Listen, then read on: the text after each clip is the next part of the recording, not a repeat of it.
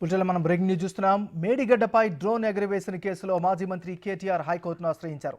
తనపై నమోదైన కేసును కొట్టివేయాలని ఆయన న్యాయస్థానంలో పిటిషన్ దాఖలు చేశారు. ఎఫ్ఐఆర్ కొట్టివేయాలని క్వాష్ పిటిషన్ వేశారు. దీనిపై విచారణ జరిపిన న్యాయస్థానం ప్రతివాదులకు నోటీసులు జారీ చేసింది. విచారణ 4 వారాలకు వాయిదా వేసింది.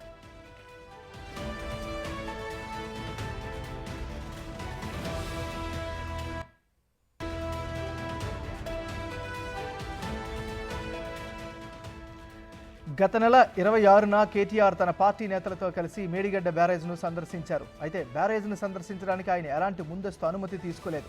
అనుమతి తీసుకోకుండా అక్కడికి వెళ్లడమే కాకుండా డ్రోన్ కూడా ఎగరవేశారని ఆరోపిస్తూ ఇరిగేషన్ అధికారులు పోలీసులకు ఫిర్యాదు చేశారు.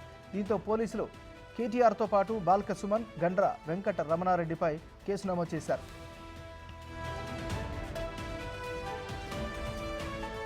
ఈ ఘటనకు సంబంధించి మరింత లేటెస్ట్ అప్డేట్స్ ని మా రిపోర్టర్ రాణా అందిస్తారు. రాణా, అసెంబ్లీ సమావేశం జరుగుతున్నప్పుడే బీఆర్ఎస్ నేతలు ఎటువంటి అనుమతులు లేకుండా సందర్శించకుండా ఒక డ్రోన్ కెమెరా చిత్రీకరించారు.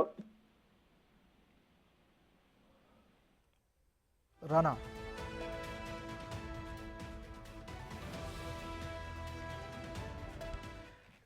మేడిగడ్డపై డ్రోన్ ఎగరవేసిన కేసులో మాజీ మంత్రి కేటీఆర్ హైకోర్టును ఆశ్రయించారు. తనపై నమోదైన కేసును కొట్టివేయాలని ఆయన న్యాయస్థానంలో పిటిషన్ వేశారు. ఎఫ్ఐఆర్ కొట్టివేయాలని క్వాష్ పిటిషన్ వేశారు.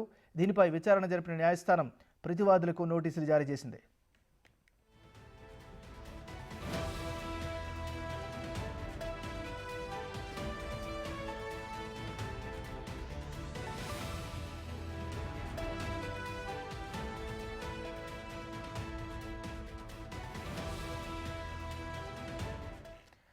లేటెస్ట్ అప్డేట్స్ ని రాణా అందిస్తారు. రాణా, గత నెల 26వ తారీఖున బీఆర్ఎస్ నేతలందరూ కూడా మేడిగడ్డ పర్యటన చేశారు.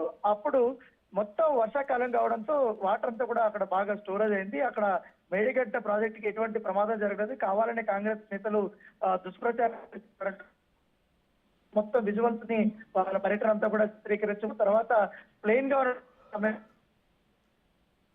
సమయంలో ఎక్కువగా అనేది ఉద్దేశంతో ప్రజలకు చెప్పాలన్న ఉద్దేశంతో వీళ్ళు ఆ డ్రోన్ కెమెరాని ఏర్పాటు చేశామని చెప్తారు. ఆ విజువల్స్ అంతా కూడా బీఆర్ఎస్ పార్టీకి సంబంధించిన అఫీషియల్ పేజ్ లో కూడా వాళ్ళు అప్లోడ్ చేయడం జరిగింది. అయితే మహదేవ్పూర్ పోలీసులు మాత్రం దీన్ని వాళ్ళు చాలా కఠినంగా సీరియస్ గానే తీసుకున్నారు. ఎటువంటి అనుమతులు లేకుండా డ్రోన్ ఎగరవేయడమే కాకుండా మళ్ళీ వీళ్ళు కొన్ని కూడా వ్యాఖ్యలు చేసినట్టు కూడా కేటీఆర్ పైన, అలాగే బాల్క సుమన్ పైన, వెంకటరమణారెడ్డి పైన కేసులు నమోదైన నేపథ్యంలో వారు ఈ కేసులో కొట్టేయాలి, ఎందుకంటే దీంట్లో మాకు ఎటువంటి ప్రమేయం లేదంటూ కూడా ఇవాళ హైకోర్టులో క్వాష్ పిటిషన్ వేయడం జరిగింది. అయితే క్వాష్ పిటిషన్ వేసిన తర్వాత ఇటు ప్రతివేదులుగా ఉన్నటువంటి ఈ కేసులో ఎవరైతున్నారో